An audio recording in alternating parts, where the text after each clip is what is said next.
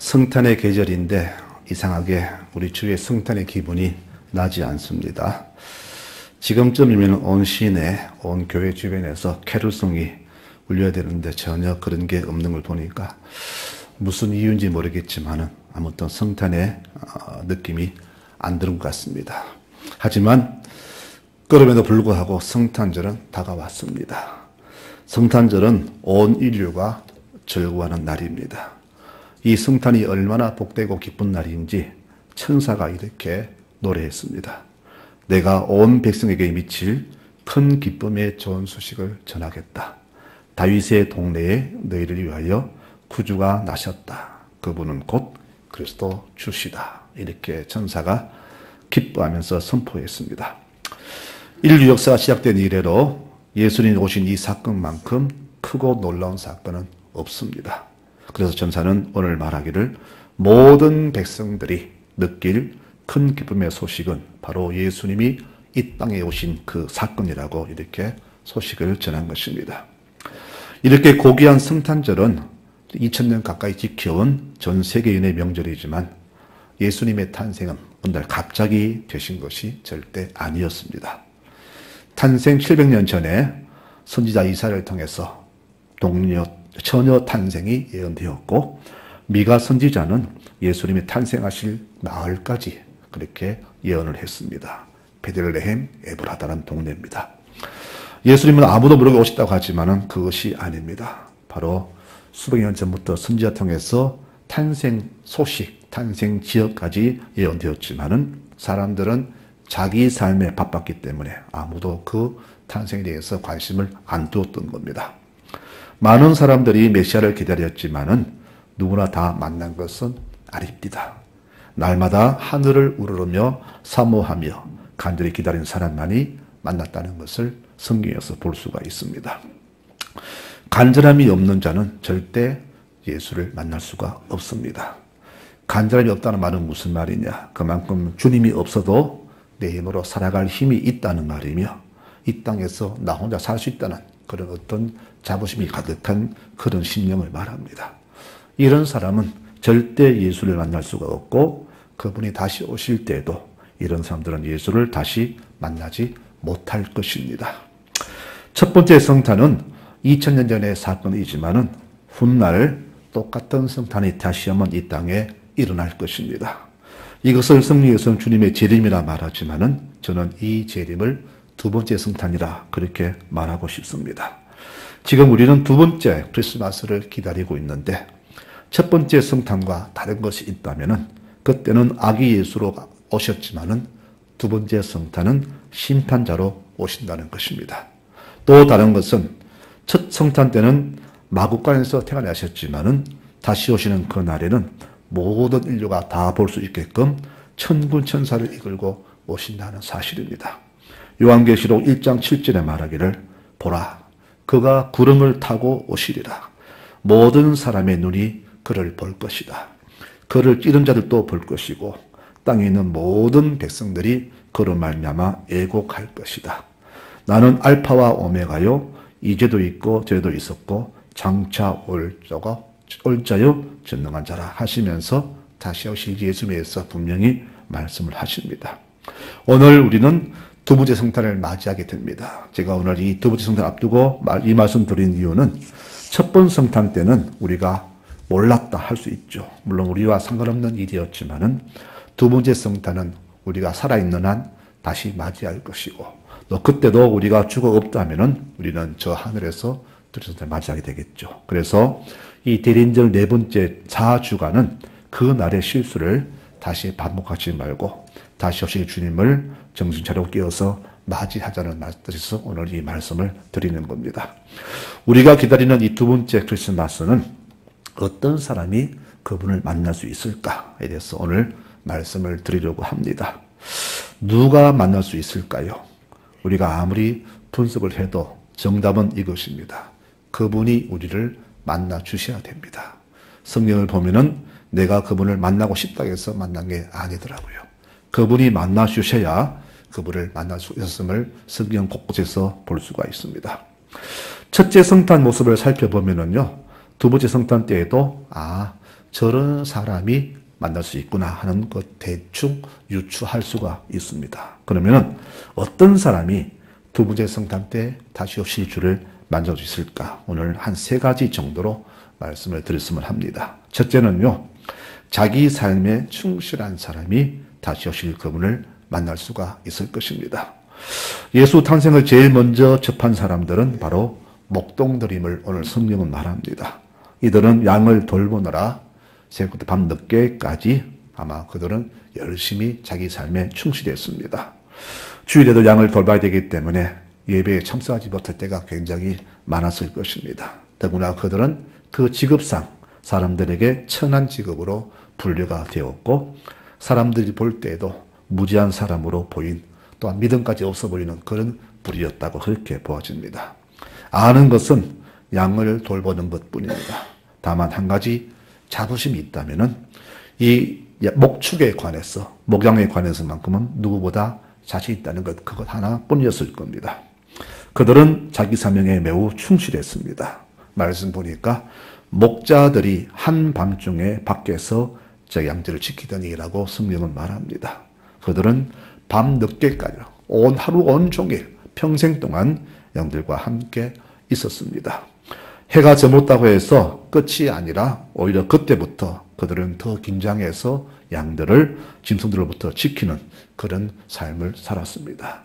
매우 고달픈 직업이었죠. 이들이 주를 가장 먼저 뵐 수 있던 이유를 저는 이들의 이 모습에서 저는 찾습니다. 자신의 책무에 온 힘을 다하고 있는 그 모습 속에서 이들은 정말 예수를 만날 수 있는 사람이구나 하는 것을 생각합니다. 성경을 읽다 보니까 하나님 만난 사람들을 많이 있는데 그분들의 공통점이 무엇인가 보았더니 바로 항상 주를 사모하면서 자기 일에 변함없이 최선을 다하는 사람들임을 속에서 공통점을 보았습니다. 여러분, 이처럼 다시 오실 주님은 누구를 만나 주실까? 바로 이들처럼 자기 삶에 부안해동하지 않냐고 최선을 다해서 살아가는 그런 성도가 주를 만날 것입니다. 성도 여러분, 다시 오실 주님이 언제 오실지 모르지만은 이 2000년의 이 목동들처럼 항상 내 삶에, 내 사명에 최선을 다하는 여러분들이 되시기 바랍니다. 절대 흔들리지 말고 굳게 서서 주만 바라보면서 내 삶을 최선을 다하는 모든 교우들이 되시기를 축원합니다. 두 번째 만날 사람은 이제 나의 일도 충성해야 되겠지만은 주일에 최선을 다하는 성도가 주를 만날 것입니다. 달란트 비유를 보면은요, 우리가 이 땅에서 달란트 비유는 내가 어떤 모습으로 살아가 될 것인가를 알려주는 그런 귀한 교훈이 됩니다. 이 달란트는 내가 이 땅 살면서 내가 감당해야 할 주의 사역을 말합니다. 힘써 수고해서 곱절로 남긴 종에게는 칭찬과 상급이 주어졌지만은 게으른 종은 버림을 받게 됩니다. 우리는 자기 삶에도 성실해야 되겠지만은 바로 주일에도 더더욱 충실해야 됩니다. 이 두 가지를 잘 감당하는 성도가 훗날 주를 만나게 될 겁니다. 고린도전서 15장 58절에 말씀하기를 내 사랑하는 형제들아 견실하며 흔들리지 말고 항상 주일에 더욱 힘쓰는 자들이 되라. 이는 너희 수고가 주 안에서 헛되지 않은 줄 알미라 라고 분명히 말씀을 했고요. 누가복음 12장 42절에는 지혜 있고 진실한 청지기가 되어 주인에게 그 집 종들을 맡아 때를 따라 양식을 나눠줄 자가 누구냐. 주인이 올 때에 그 종이 그렇게 하는 것을 보면 그 종은 복이 있으리로다. 주인이 그 모든 소유를 그에게 맡긴다라고 친히 말씀을 하셨습니다. 우리 모든 성도님들, 이 목자들처럼 자신의 일에 또 주일에 충실한 여러분들 되시기를 바랍니다. 평소 내 생업에 힘쓰되 주일에도 충실한 것이 참된 성도의 자세가 될 겁니다. 이렇게 온 힘과 최선을 다하여서 주일에 힘쓸 때 다시 오실 주님께서는 바로 우리를 기쁘게 만나 주실 것입니다. 이런 놀라운 축복이 우리 모든 교우들의 삶에 넘쳐나기를 축원합니다. 세 번째 만나 주실 사람은요, 바로 참 중요한 이야기인데 의롭고 경건한 사람이 주를 만나게 될 겁니다. 누가복음 2장 25절에는 시몬이라는 경건한 성도가 나옵니다.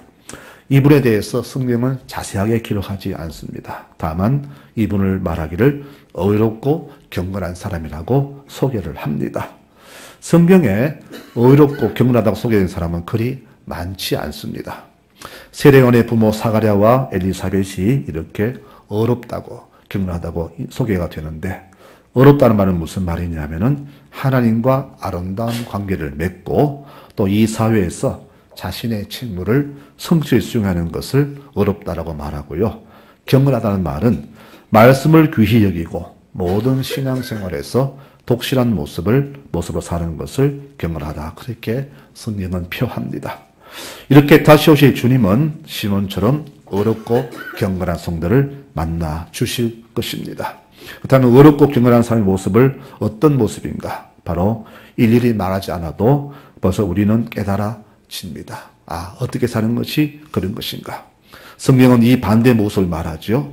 나더러 주여 주여 하는 자마다 나를 만날 것이 아니라 오직 아버지의 뜻대로 행하는 자만이 나를 만날 것이다. 여러분, 의롭고 경건한 사람은 오늘 방금 읽은 이 말씀처럼 입으로 주를 부르는 것이 아니라 말씀대로 주의 뜻을 따라서 행하며 사는 사람을 의롭다고 경건하다고 말하는 겁니다. 그럼 우리의 자세는 어떤 자세가 되어야 되겠습니까?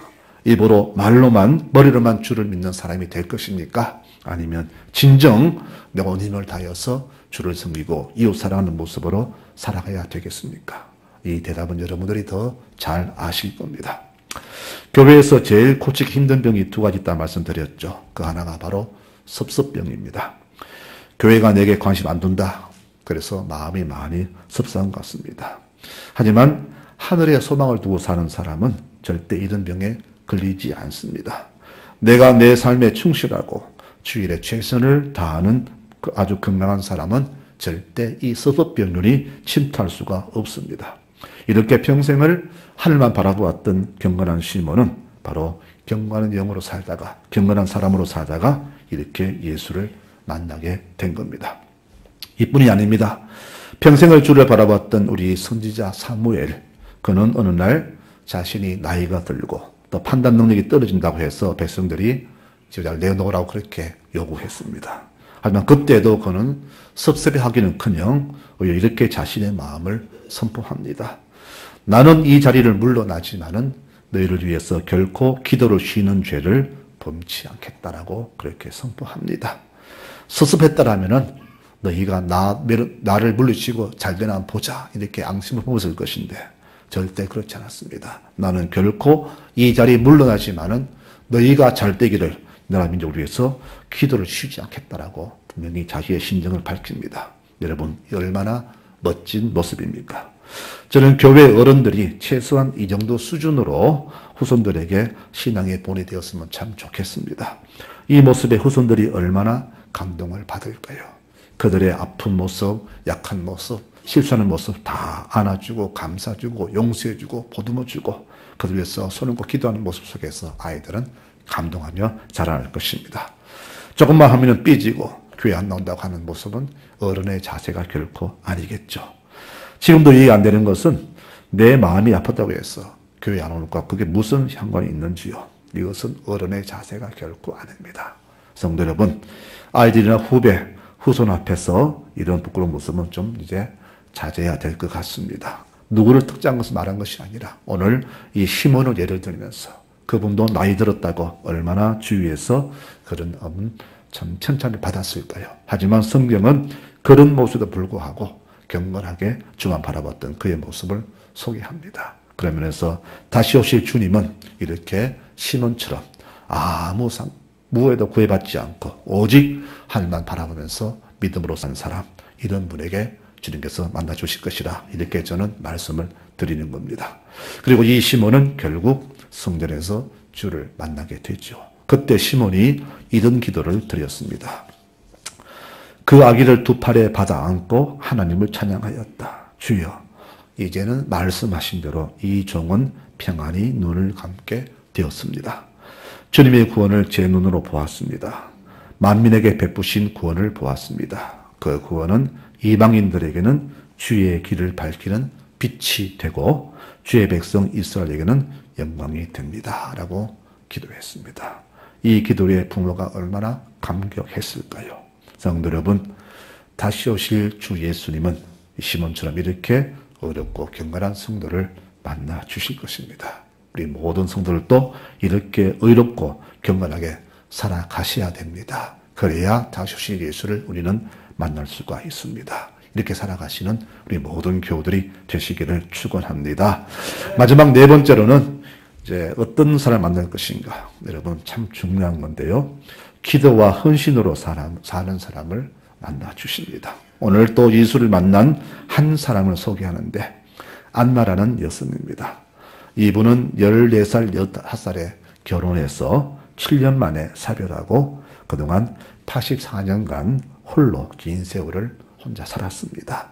그렇게 살지 않고 그는 이 모든 세월들을 성전에서 기도로 살았던 여인입니다. 가진 것이 없으니까 아마 잃을 것도 없었겠죠.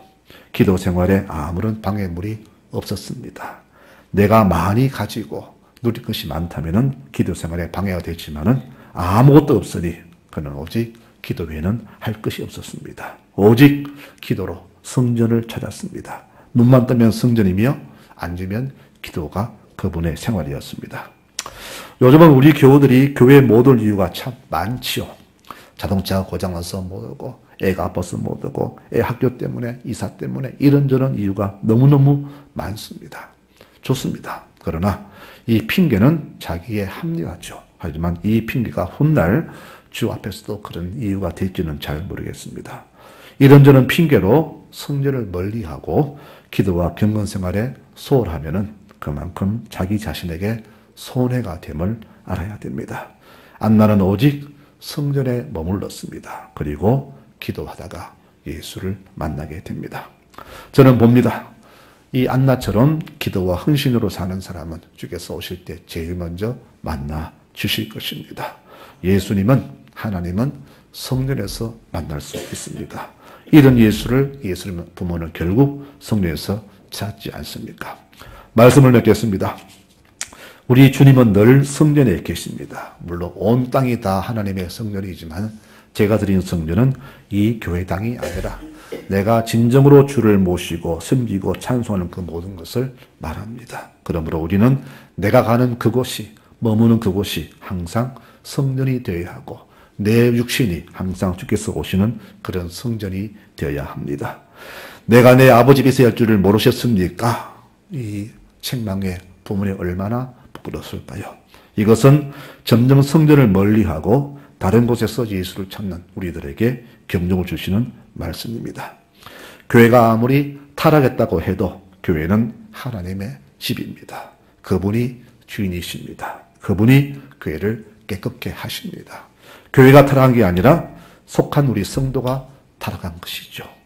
주께서는 예루살렘 가셨을 때 제일 먼저 교회를 정결케 하셨습니다. 내 아버지 집을 강도의 썩을로 만들지 말라 하시면서 성전을 깨끗하게 청소하셨습니다. 훗날 다시 오실 주님은 분명히 성전을 찾으실 겁니다. 베드로전서 4장 17절에 말합니다. 하나님의 백성이 성전에서 가장 먼저 심판을 받을 것이다. 여러분, 우리는 정말로 신경 쓰면서 긴장하며 살아가야 됩니다. 다시 오실 예수님, 언제 오실지 아무도 모르지만은 우리는 그 날을 정말로 깨어서 기도하며 기다려야 됩니다. 열처녀 비유가 바로 그것을 말하잖아요. 10달란트 비유가 바로 그것을 말하잖아요. 깨어서 기도하며 늘 주를 바라봤던 5처녀는 바로 구원을 받았지만은, 그리고 2개 받은 달란트 종은 열심히 수고함으로써 칭찬받았지만은 기름을 준비하지 않은 5처녀와 게으른 종은 쫓겨났지 않습니까? 여러분, 그러므로 우리는 항상 깨어서 그 날을 준비해야 합니다. 기회가 늘 있는 것 같죠? 그렇지 않습니다. 우리는 보통 3번의 기회를 주더라고요. 3번인데 여러분, 하나님 기회는 2번뿐입니다. 한 번은 지나갔습니다. 이제 마지막 성탄 한 번 남았습니다. 이때 못 만나면 다시는 기회가 없습니다. 여러분, 이제 한 번뿐입니다. 그 한 번도 언제일지 모릅니다. 그러므로 늘 긴장해서 이 기회를 놓지 않도록 여러분 애쓰는 교우들이 되시기를 바랍니다. 나는 너희가 누군지 도무지 알지 못하겠다. 항상 깨어있어라. 내가 언제 올지 아무도 모른다. 주님이 친히 그 날을 준비하라고 하셨습니다. 성도 여러분, 다시 오실 그 성탄 마지막 성탄입니다. 마지막 기회입니다. 절대 놓치지 마십시오. 아직 올 때 멀었다고 생각하는 분이 계십니까? 정신 차리고 깨어서 기도하며 그날을 준비해야 합니다. 쫓겨난 다섯 처녀, 여러분 남의 일이 결코 아닐 겁니다. 말씀을 정리할까 합니다. 다시 오실 주 예수를 우리는 만날 사람들 어떤 사람들일까 정리해 보니까 목자들처럼 또 시몬과 안나처럼 자기 생에 충실하고 주일에 경건하게 믿음으로 살던 사람들이 다시 오실 주 예수를 만나게 될 겁니다. 그럼 우리는 어떤 모습으로 예수를 기다려야 될까요? 오늘 이 성경 속에서 이 세 부류의 모습을 통해서 다시 한번 해답을 찾습니다. 우리도 내 삶에 충실하되 믿음과 경건한 모습으로 의로운 모습으로 살아간다면 다시 오실 주님은 분명히 우리를 제일 먼저 만나 주실 것입니다. 이번은 마지막 기회입니다. 여러분 이 기회 놓치면 어떻게 됩니까? 그 결과는 열천어비를 통해서 미리 알려주셨잖아요. 나는 너희가 누군지 모른다. 우리 송라지역의 모든 교우들은 이 사실을 깊이 새기시기 바랍니다. 여러분 마지막 기회입니다. 이 기회 절대 놓치지 마십시오. 이렇게 우리 주님이 원하시고 바라시고 기다리시는 복된 성도의 모습으로 살아가시는 교우들이 되시기를 바라며 이번 성탄 다시 오실 주 예수를 고대하면서 기쁘게 맞아들이는 모든 교우들의 성탄 준비가 되시기를 간절히 축원합니다. 아멘.